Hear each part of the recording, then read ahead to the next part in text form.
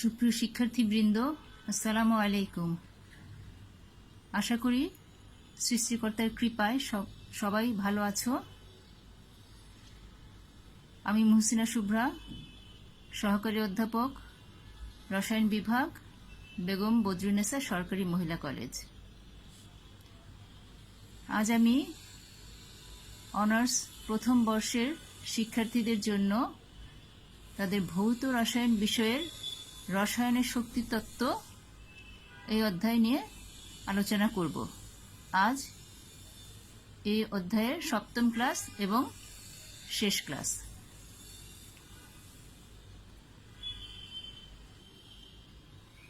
এর আগের ক্লাসগুলোতে আমরা বিভিন্ন ধরনের বিক্রিয়া তাপ নিয়ে আলোচনা করেছি এবং বেশ কয়েকটি অঙ্কও করেছি। আজ আমরা তাপ রাসায়নিক সূত্রাবলী পড়ব। রাসায়নিক বিক্রিয়ার তাপ পরিবর্তন দুটি সূত্র অনুসরণ করে চলে। এই সূত্র দুটিকে তাপ রাসায়নিক সূত্র বলে। এই সূত্র দুটি হচ্ছে, এক ল্যাভোইশিয়ে ও ল্যাপ্লাসের সূত্র, আর দুই হচ্ছে হেসের সূত্র। ল্যাভোইশিয়ে ও ল্যাপ্লাসের সূত্র 1780 খ্রিস্টাব্দে বিজ্ঞানী ল্যাভোইশিয়ে এবং ল্যাপ্লাস যৌথভাবে এই সূত্রের অবতারণা করেন। সূত্রটি হল, কোনো বিক্রিয়া একদিকে সংঘটনের সময় যে পরিমাণ তাপের পরিবর্তন হয়, বিক্রিয়াটি বিপরীত দিকে সংঘটনের সময় ওই একই পরিমাণ তাপের পরিবর্তন হয়, তবে তা বিপরীত চিহ্ন বিশিষ্ট হয়ে থাকে। অর্থাৎ দেখো, উদাহরণ দেই, কার্বন এবং অক্সিজেন মিলে কি হয়? Carbon die oxide. এখানে ডেলএইচ কত? ডেলএইচ হচ্ছে -393.5 কিলোজুল। আবার এই বিক্রিয়াটা যদি বিপরীত দিকে ঘটে, অর্থাৎ কার্বন ডাই অক্সাইড ভেঙে কার্বন এবং অক্সিজেনে পরিণত হয়, তাহলে এই বিক্রিয়ার বিক্রিয়া তাপ ডেলএইচ ইকুয়াল টু +393.5 কিলোজুল। তাহলে কি দেখা যাচ্ছে? বিক্রিয়াটা একদিকে সংঘটিত হলে তাপের যে পরিবর্তনটা হয়, বিপরীত দিকে সংঘটিত হলে সেই সমপরিমাণ তাপের পরিবর্তন হবে, কিন্তু চিহ্ন বিপরীত হবে। অর্থাৎ এই বিক্রিয়ায় যদি ঋণাত্মক মান হয় তাপের, তাহলে এই বিক্রিয়ায় ধনাত্মক হবে। এই বিক্রিয়ায় ধনাত্মক হলে এই বিক্রিয়ায় ঋণাত্মক হবে। সূত্রটিকে অন্যভাবেও বলা যায়, যেমন কোনো একটি যৌগকে তার উপাদান থেকে তৈরি করতে যে পরিমাণ শক্তি উৎপাদিত হবে, ওই যৌগকে বিয়োজিত করে তার উপাদানে পরিণত করতে ওই একই পরিমাণ শক্তি প্রয়োগ করতে হবে। আমরা এভাবেও সূত্রটাকে বর্ণনা করতে পারি।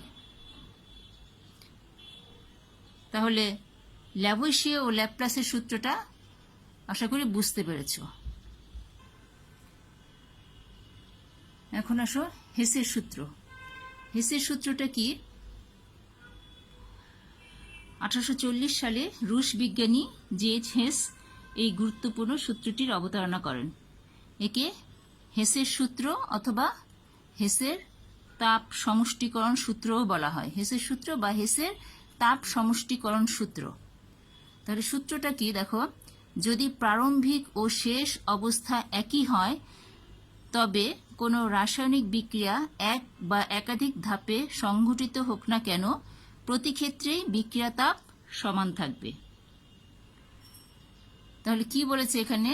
যদি কোনো বিক্রিয়ার প্রারম্ভিক অবস্থা এবং শেষ অবস্থা যদি একই হয়, তাহলে বিক্রিয়াটা এক ধাপে ঘটুক অথবা কয়েকটি ধাপের সমন্বয়ে ঘটুক, প্রতি ক্ষেত্রেই বিক্রিয়া তাপ সমান হবে।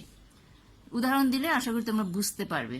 দেখো, মনে করি কোনো একটা বিক্রিয়ক এ, বিক্রিয়ক হচ্ছে এ, এই বিক্রিয়ক থেকে উৎপাদ তৈরি হচ্ছে, এটা মনে করো বিক্রিয়ক, উৎপাদ মনে করো জেড। তাহলে এ থেকে জেড দুটো ভিন্ন পথে উৎপাদে পরিণত হতে পারে, যেমন এক ধাপে সংঘটিত হতে পারে। অর্থাৎ এক নাম্বার কি পদ্ধতি, যে এ থেকে এক ধাপে জেড উৎপন্ন হলো। আবার দুই নাম্বার পদ্ধতি কি হতে পারে, মনে করো বিক্রিয়ক এ, এ থেকে বি হলো, আবার বি থেকে সি হলো, আবার সি থেকে জেড। তাহলে এটা একটা পদ্ধতি, এটা একটা পদ্ধতি। এ থেকে জেড তৈরি হলো, এখানেও এ থেকে জেড তৈরি হলো। এখন এখানে মনে করো এ হচ্ছে বিক্রিয়ক, বিক্রিয়ক এ থেকে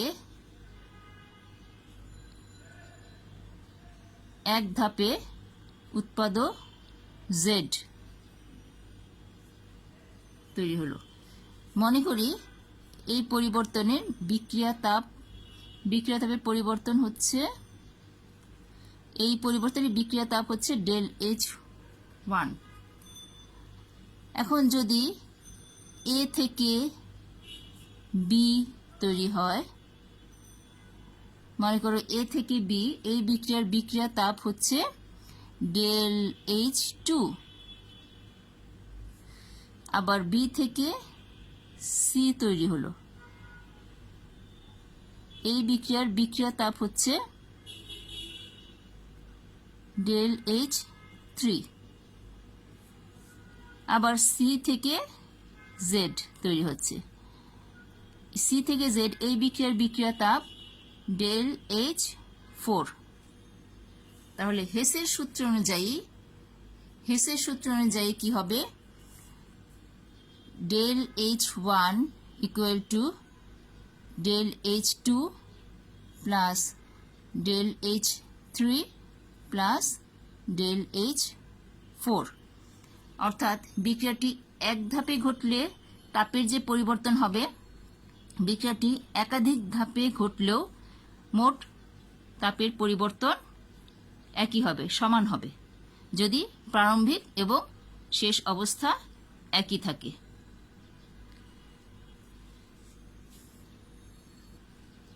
আমরা একটি সুনির্দিষ্ট উদাহরণের সাহায্যে এটা বোঝার চেষ্টা করি। মনে করো কার্বন এবং অক্সিজেন সরাসরি যুক্ত হয়ে কি তৈরি হয়, কার্বন ডাই অক্সাইড। তাহলে যদি এক নাম্বার কি হতে পারে, carbon solid plus oxygen gaseous, এখান থেকে কি তৈরি হবে, কার্বন ডাই অক্সাইড। এর আগে তোমরা এই উদাহরণটা দেখেছো ল্যাভোইশিয়া ও ল্যাপ্লাসের সূত্রে। এখানে ডেল এইচ কত, del H equal to minus 393.5 kilo joule. এখন এই কার্বন থেকে কার্বন ডাই অক্সাইড, এটা দুইটা ধাপে সংঘটিত হতে পারে। দুই নম্বর পথ কি হতে পারে, কার্বন অক্সিজেনের সাথে বিক্রিয়া করে প্রথমে কার্বন মনোক্সাইড তৈরি করবে। এই বিক্রিয়াটির বিক্রিয়া তাপ হচ্ছে, আমরা যদি এটাকে ডেল H1 ধরি, এই বিক্রিয়া তাপ মাইনাস 110.5 কিলো জুল। আবার কার্বন মনোক্সাইড হাফ মোল অক্সিজেনের সাথে যুক্ত হয়ে কার্বন ডাই অক্সাইড তৈরি করবে। তাহলে এই বিক্রিয়ার তাপকে যদি ধরি ΔH2, এটা হচ্ছে -283 কিলো জুল। এখন দেখো, আমরা যদি এই দুইটা বিক্রিয়াকে যোগ করি তাহলে আমরা কি পাচ্ছি?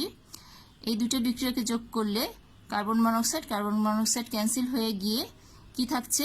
Carbon plus oxygen equal to carbon dioxide, অর্থাৎ এই বিক্রিয়াটি আমরা পাচ্ছি। তাহলে এখানে ΔH1, এই দুইটা বিক্রিয়া যদি আমি যোগ করি, এই দুইটা বিক্রিয়ার তাপও আমার যোগ করতে হবে। ΔH1 plus ΔH2 equal to কি হবে?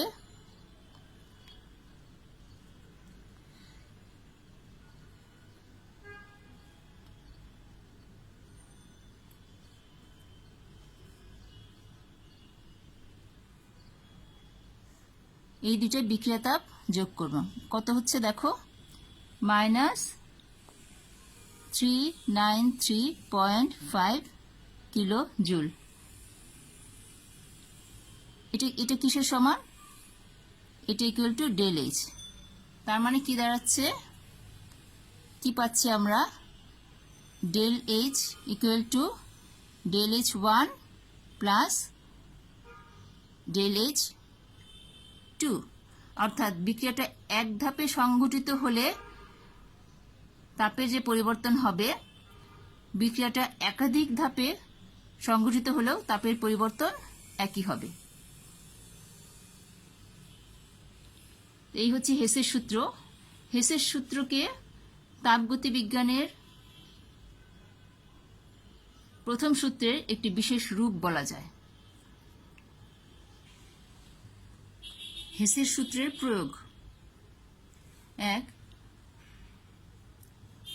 গঠন তাপ সরাসরি নির্ণয় করা যায় না, এরূপ যৌগের গঠন তাপ নির্ণয়। বিক্রিয়া তাপ সরাসরি নির্ণয় করা যায় না, এরূপ বিক্রিয়ার বিক্রিয়া তাপ নির্ণয়। মন্থর বিক্রিয়ার বিক্রিয়া তাপ নির্ণয়। বিভিন্ন যৌগের ল্যাটিস এনথালপি, বন্ধন শক্তি ইত্যাদি নির্ণয়।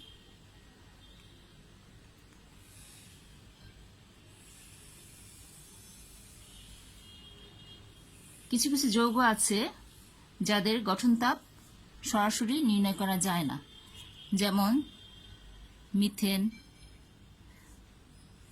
তারপর অ্যাসিটিলিন অথবা ইথানল। এসব যৌগের গঠন তাপ বা সংগঠন তাপ কিন্তু আমরা সরাসরি নির্ণয় করতে পারি না। তাহলে এসব যৌগের গঠন তাপ আমরা কিভাবে নির্ণয় করব? হেসের সূত্র প্রয়োগ করে আমরা এসব যৌগের গঠন তাপ নির্ণয় করতে পারি। এখন মনে করি মিথেনের গঠন তাপ আমার নির্ণয় করতে হবে। মিথেনের গঠন তাপ আমি নির্ণয় করব। তাহলে মিথেনের গঠন বিক্রিয়াটা আমরা আগে লিখি।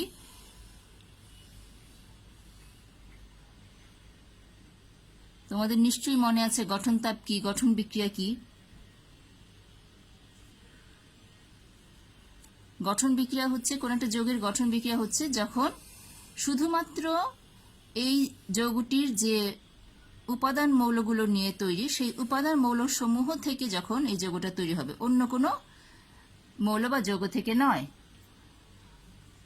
অর্থাৎ মিথেনের গঠন বিক্রিয়াটা হবে কার্বন প্লাস হাইড্রোজেন, এখান থেকে মিথেন CH4 2। তাহলে এখানে 1 মোল মিথেন তৈরি হয়েছে মিথেনের যে উপাদান মৌল কার্বন এবং হাইড্রোজেন, সেই কার্বন এবং হাইড্রোজেনের বিক্রিয়ায় 1 মোল মিথেন তৈরি হয়েছে। এটা হচ্ছে মিথেনের গঠন বিক্রিয়া, এবং এই বিক্রিয়াটার যে বিক্রিয়া তাপ সেটাই হচ্ছে মিথেনের গঠন তাপ। তাহলে আমাদেরকে এখন এই বিক্রিয়াটার বিক্রিয়া তাপ নির্ণয় করতে হবে। দেয়া আছে, আমার কাছে তথ্য দেয়া আছে। কি দেয়া আছে দেখো,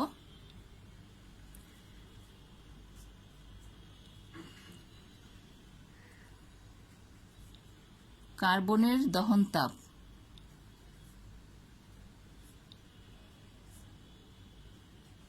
এটা দেওয়া আছে। এই বিক্রিয়াটার বিক্রিয়া তাপ দেওয়া আছে ΔH ইকুয়াল টু -393.7 কিলোজুল, এটা দেওয়া আছে। আরেকটি বিক্রিয়া হাইড্রোজেন প্লাস অক্সিজেন থেকে কি পাবো আমরা? পানি। এই বিক্রিয়াটার বিক্রিয়া তাপ দেওয়া আছে -285.7 কিলোজুল। আর দেওয়া আছে মিথেনের দহন বিক্রিয়া। মিথেনের দহন মানে হচ্ছে মিথেন প্লাস অক্সিজেন কি হবে? মিথেনের দহনের ফলে আমরা জানি কার্বন ডাই অক্সাইড প্লাস পানি।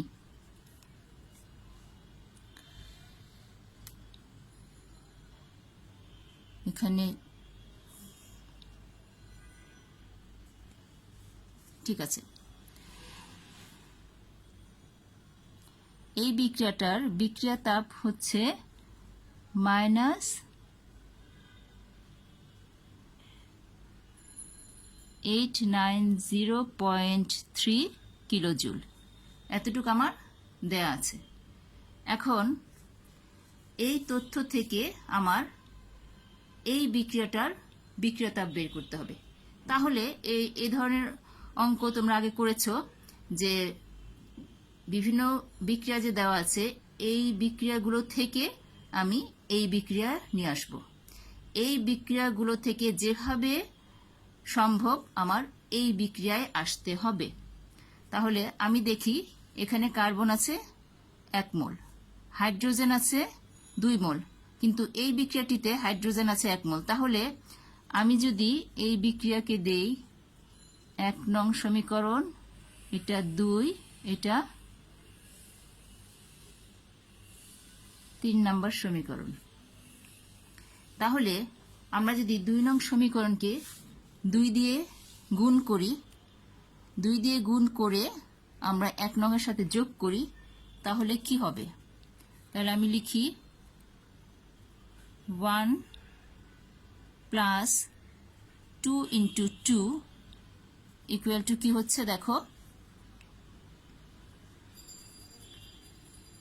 1 নম্বর সমীকরণ হচ্ছে কার্বন প্লাস অক্সিজেন প্লাস 2 নম্বর সমীকরণ, তাহলে প্লাস 2 মোল হাইড্রোজেন প্লাস এটাকে 2 দিয়ে গুণ করলে 1 মোল অক্সিজেন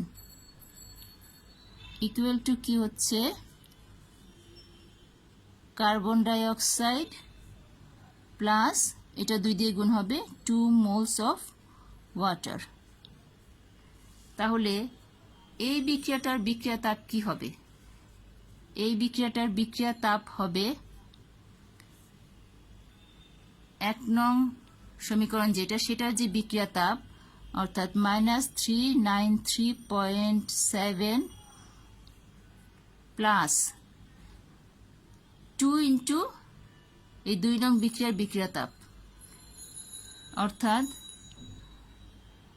-285.7 ইন্টু 2।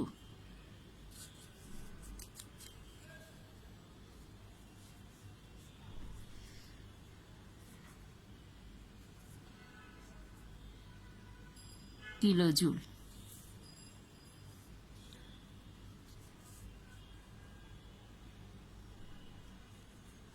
এখন আমরা এটাকে একটু সাজিয়ে লিখি। Carbon plus 2 hydrogen plus 2 oxygen, এটা মিলে 2 oxygen, carbon dioxide plus 2 water. এটা ডেল এইচ কত হবে? Del H equal to -393.7 minus এটাকে 2 দিয়ে গুণ করতে হবে।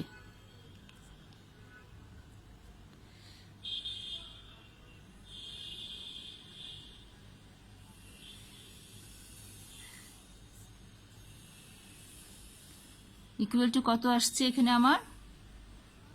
-965.1 কিলো জুল। তাহলে এটাকে যদি আমি ধরি 4 নাম্বার সমীকরণ। এখন দেখো তুমি, আমার আসতে হবে এই সমীকরণটাতে। এখন কার্বন প্লাস হাইড্রোজেন আমার এদিকে আছে। এখন আমার মিথেন লাগবে ডান দিকে। মিথেন আছে এই 3 নাম্বার সমীকরণে। তাহলে আমি যদি এই 4 নাম্বার সমীকরণ থেকে 3 নাম্বার সমীকরণটাকে বিয়োগ করি, তাহলে আমার মিথেনটা মাইনাস হয়, অর্থাৎ মিথেনটা ডান দিকে চলে আসবে। তাহলে আমি কি করব? 4 নং সমীকরণ মাইনাস 3 নং সমীকরণ কি পাবো? আমরা লিখে ফেলি। 4 নং সমীকরণটা আগে লিখি।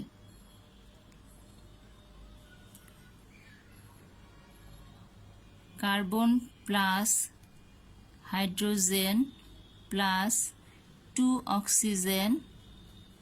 এখন 3 নম্বর সমীকরণটা মাইনাস করব। Methane minus 2 oxygen. এখান থেকে কি হবে? 4 নাম্বার কি আছে? Carbon dioxide plus 2 water. এখানেও আছে কার্বন ডাইঅক্সাইড আর 2 ওয়াটার। এই বিক্রিয়াটার ডেল এইচ কত হবে? এই বিক্রিয়াটার ডেল এইচ হবে, এখানেও আমার কি হবে? -965.1 মাইনাস 890.3। সরি, এটা যখন মাইনাস করব আমরা, এটা কিন্তু প্লাস হয়ে যাবে। এটা মাইনাস করছি, 3 নাম্বারটা যেহেতু মাইনাস করছি, এটা প্লাস হবে। তাহলে এত কিলো জুল। তাহলে কত হচ্ছে আমার? দেখো, এটা হচ্ছে -74.8 কিলো জুল। তাহলে এখানে কি হচ্ছে? কার্বন ডাইঅক্সাইড ক্যান্সেল, 2 মোল ওয়াটার ক্যান্সেল, এখানে 2 অক্সিজেন ক্যান্সেল। তাহলে কি দাঁড়াচ্ছে? Carbon plus 2 hydrogen minus methane, যেহেতু আমি মিথেনটাকে এই পাশে নিয়ে যাব। তাহলে এই বিক্রিয়া তাপ আমি কত পেলাম? Del H equal to -74.8 kilo joule. অর্থাৎ এই যে মিথেনের গঠন বিক্রিয়া, আমি হেসের সূত্র প্রয়োগ করে বিভিন্ন বিক্রিয়া যোগ বিয়োগ করে আমি এই বিক্রিয়াটায় আসতে পারলাম। অর্থাৎ মিথেনের গঠন বিক্রিয়ায় আসলাম এবং এই বিক্রিয়াটার বিক্রিয়া তাপ আমি নির্ণয় করতে পেরেছি। অর্থাৎ মিথেনের গঠন তাপ নির্ণয় করা গেল -74.8 কিলো জুল, যা কিনা সরাসরি নির্ণয় করা যায় না। আমরা হেসের সূত্র প্রয়োগ করে নির্ণয় করলাম।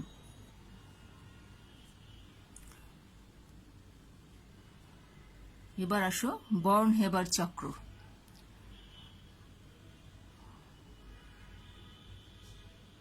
দুজন জার্মান বিজ্ঞানী, একজন হচ্ছে ম্যাক্স বর্ন এবং আরেকজন হচ্ছে ফ্রিজ হেবার, এরা যৌথভাবে হেসের সূত্র ব্যবহার করে একটি তাপ রাসায়নিক চক্র আবিষ্কার করেন, যার সাহায্যে কোনো আয়নিক যৌগের গঠন তাপ সহজেই নির্ণয় করা যায়।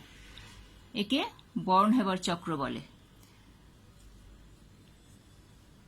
এখন আমরা বর্ন হেবার চক্রকে বলতে পারি, দেখো এইভাবে বলতে পারি যে ধাতু ও অধাতু সংযুক্ত হয়ে কঠিন ক্যালাস গঠন করলে ক্যালাস গঠনের বিভিন্ন পর্যায়ে শক্তির পরিবর্তন ঘটে, যেমন ঊর্ধ্বপাতন তাপ, আয়নীকরণ শক্তি, বিয়োজন তাপ, ইলেকট্রন আসক্তি, যৌগের ল্যাটিস শক্তি ইত্যাদি। এসব শক্তি প্রকাশক রাশি এবং আয়নিক ক্যালাসের গঠন তাপের মধ্যে পারস্পরিক সম্পর্ক যে চক্রের মাধ্যমে প্রকাশ করা হয় তাকে বর্ন হেবার চক্র বলে। আসো একটু ব্যাখ্যা করি, তাহলে বুঝতে পারবে তোমরা। যে কোনো একটা আয়নিক যৌগকে ধরি, যে কোনো একটা আয়নিক যৌগ যদি আমি ধরি MX, এটাকে ধরে আমি বর্ন হেবার চক্রটা বর্ণনা করি। এটা একটা আয়নিক যৌগ মনে করো। তাহলে এই আয়নিক যৌগটা তৈরি হবে কিভাবে? 1 নম্বর ধাপ দেখো, প্রথমে M, এটা ধাতু, এটা সলিড, এখান থেকে একে গ্যাসীয় অবস্থায় আনতে হবে। কঠিন থেকে গ্যাসীয়, কঠিন অবস্থা থেকে গ্যাসীয় অবস্থায় যদি আমরা সরাসরি আনি তাহলে তাকে কি বলা হয়? ঊর্ধ্বপাতন। তাহলে এই যে বিক্রিয়া, এই বিক্রিয়াটার বিক্রিয়ার তাপ যদি হয় ΔHS, এটা ইকুয়াল টু কি? ঊর্ধ্বপাতন তাপ। ঊর্ধ্বপাতন তাপ। এরপর কি হবে? এই M কে, গ্যাসীয় M, তাকে আমরা আয়নে পরিণত করব। গ্যাসীয় অবস্থায় যদি আয়নে পরিণত করা হয়, একটা ইলেকট্রন ত্যাগ করতে হবে। তাহলে গ্যাসীয় অবস্থায় 1 মোল পরমাণু থেকে যদি আমি 1 মোল ধনাত্মক আয়ন তৈরি করি, তাহলে এই যে পরিবর্তন, এটাকে কি বলা হয়? আয়নীকরণ। তাহলে এই বিক্রিয়ার যে বিক্রিয়া তাপ, এটা হচ্ছে আয়নীকরণ শক্তি বা আয়নাইজেশন এনার্জি। এটা হচ্ছে আয়নীকরণ শক্তি।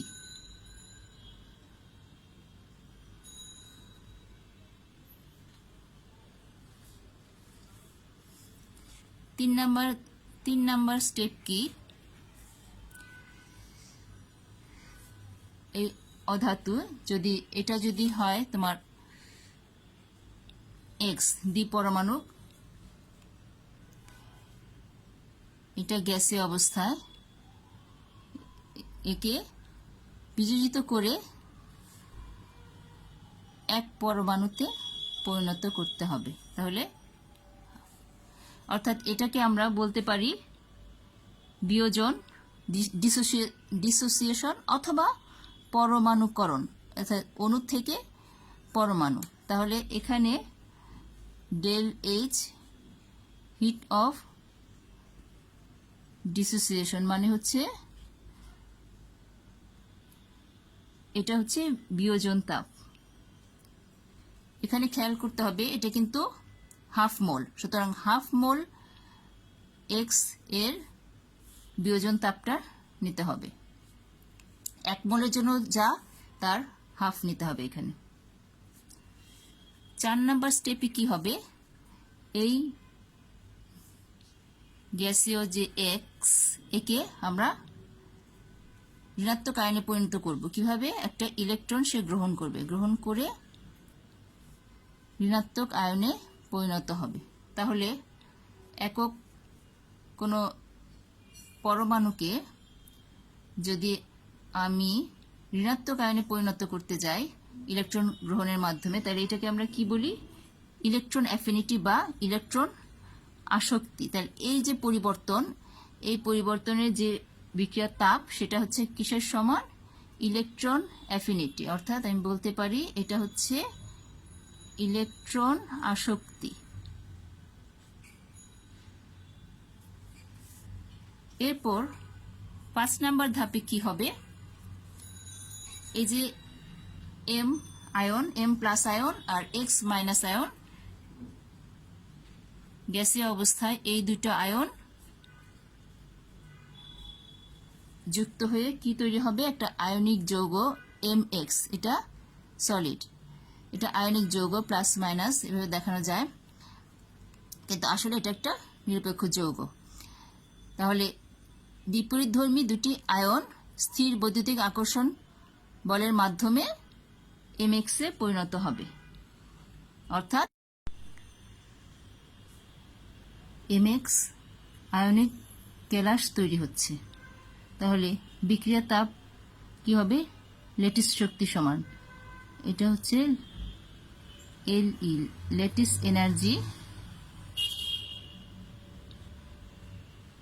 ল্যাটিস শক্তি।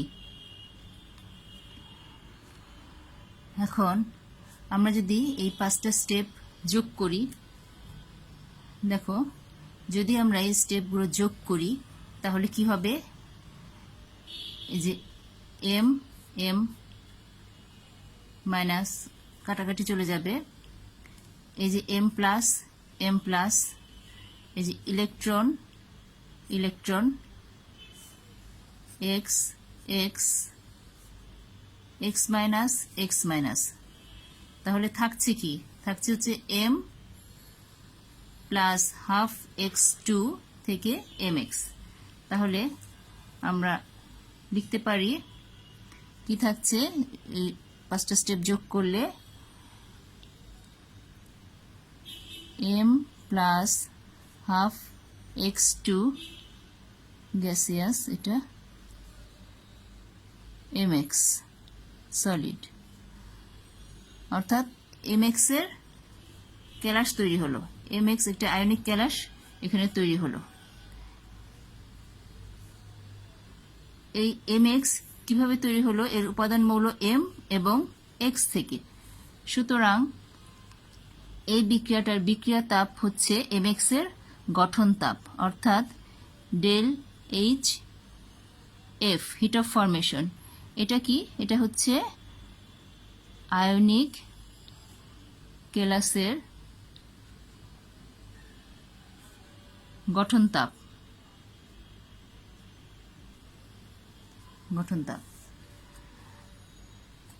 এখন এই ডেল এইচ এফ আমি কিভাবে পেয়েছি? এই 5টা স্টেপ যোগ করে। তার মানে del H F equal to কি দাঁড়াচ্ছে? Heat of sublimation plus ionization energy plus heat of dissociation plus electron affinity plus lattice energy.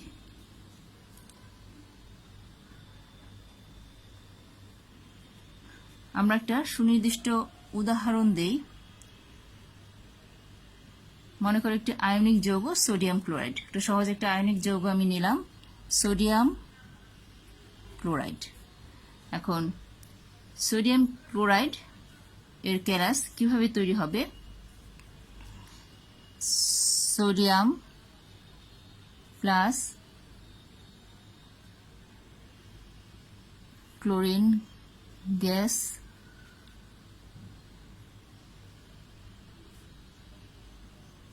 এখান থেকে হবে সোডিয়াম ক্লোরাইড সলিড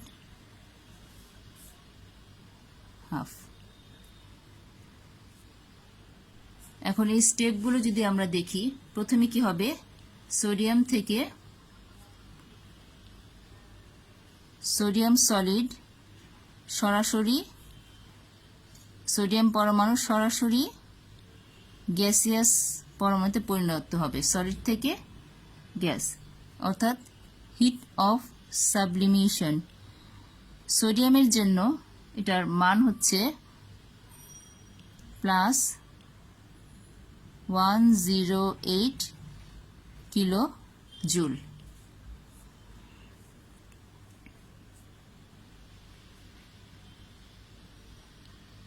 এরপর এই গ্যাসিয়াস পরমাণু থেকে সোডিয়াম আয়ন তৈরি হবে, সোডিয়াম আয়ন। সোডিয়াম পরমাণু থেকে সোডিয়াম আয়ন তৈরি হবে, এখানে হচ্ছে আয়োনাইজেশন এনার্জি। 1 মোল সোডিয়াম পরমাণুর জন্য এটা হচ্ছে প্লাস 496 কিলো জুল। এবার আমরা সেই ক্লোরিনে, ক্লোরিন থেকে কি হবে, ক্লোরিন অণু বিজড়িত হয়ে ক্লোরিন পরমাণুতে পরিণত হবে, হিট অফ ডিসোসিয়েশন, অথবা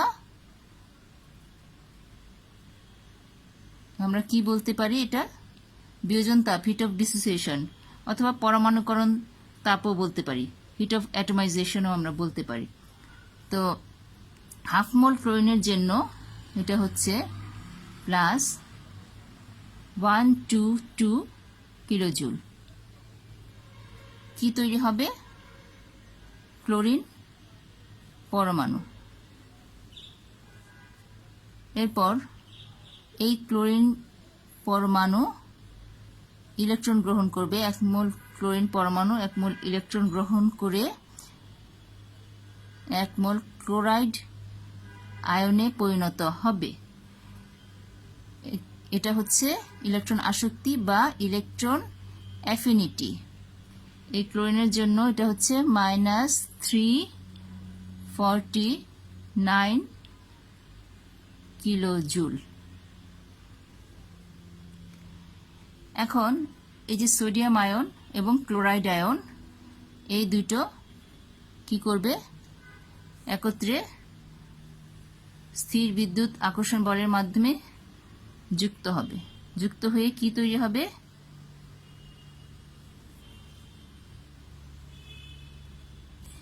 এই যে সোডিয়াম ক্লোরাইড কেলাস। তাহলে এই যে সোডিয়াম ক্লোরাইড তৈরি হবে, এটা হচ্ছে ল্যাটিস এনার্জি।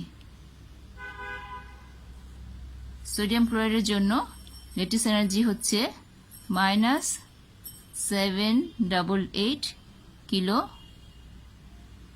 জুল। এখানে দেখো সোডিয়াম পরমাণু যেটা সলিড ছিল, সলিড থেকে গ্যাসিয়াস হচ্ছে, ঊর্ধ্বপাতন তাপ প্রয়োগ করতে হবে, এজন্য প্লাস, ডেলএইচ প্লাস। এখানেও সোডিয়াম পরমাণু থেকে সোডিয়াম আয়ন অর্থাৎ ইলেকট্রন সরিয়ে নিতে হবে, সুতরাং এখানেও আমার শক্তি প্রয়োগ করতে হবে, এজন্য প্লাস। এরপর এখানে ক্লোরিন ক্লোরিন যে বন্ধন আছে সেই বন্ধনটা ভাঙতে হবে, ডিসোসিয়েশন, অণু থেকে পরমাণুকরণ, সুতরাং এখানেও আমার শক্তি প্রয়োগ করতে হবে, এজন্য প্লাস। এখানে কি হচ্ছে, এখানে ক্লোরিন পরমাণু ইলেকট্রন গ্রহণ করছে, গ্রহণ করে ক্লোরাইড আয়নে পরিণত হয়েছে, এজন্য এইখানে ইলেকট্রন আসক্তি বা ইলেকট্রন অ্যাফিনিটি কিন্তু মাইনাস। এরপর সোডিয়াম আয়ন ক্লোরাইড আয়ন বন্ধন গঠন করছে, দুজন আয়নিক বন্ধন, এখানে বন্ধন গঠনের মাধ্যমে এই ক্যালাস তৈরি হচ্ছে, সুতরাং এখানেও শক্তি নির্গত হচ্ছে, এজন্য ল্যাটিস এনার্জি এক্ষেত্রে -788 কিলো জুল। এখন আমি কি পেয়েছি, ডেল এইচ এফ, এই 5টা এনার্জি যে সেগুলোর যোগফল। তাহলে আমি যদি এগুলো যোগ করি, এই যে sodium plus chlorine, sodium chloride, তাহলে এই বিক্রিয়াটা সোডিয়াম ক্লোরাইডের যে হিট অফ ফরমেশন সমান কত হবে, hit of formation equal to এই 5টা আমার যোগ করতে হবে 108 plus 496 plus 122 minus 349 minus 788 kilo joule. তাহলে আমরা যদি এটা করি, এটা আমরা ক্যালকুলেশন করলে কি পাবো, del HF equal to minus 411 kilo joule. তাহলে আমরা লিখতে পারি del HF heat of formation of sodium chloride equal to minus 411 kilo joule.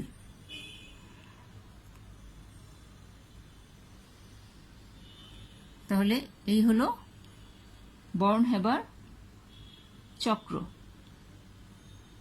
বর্নহেবার চক্রের সাহায্যে হেসের সূত্র প্রয়োগ করে আমরা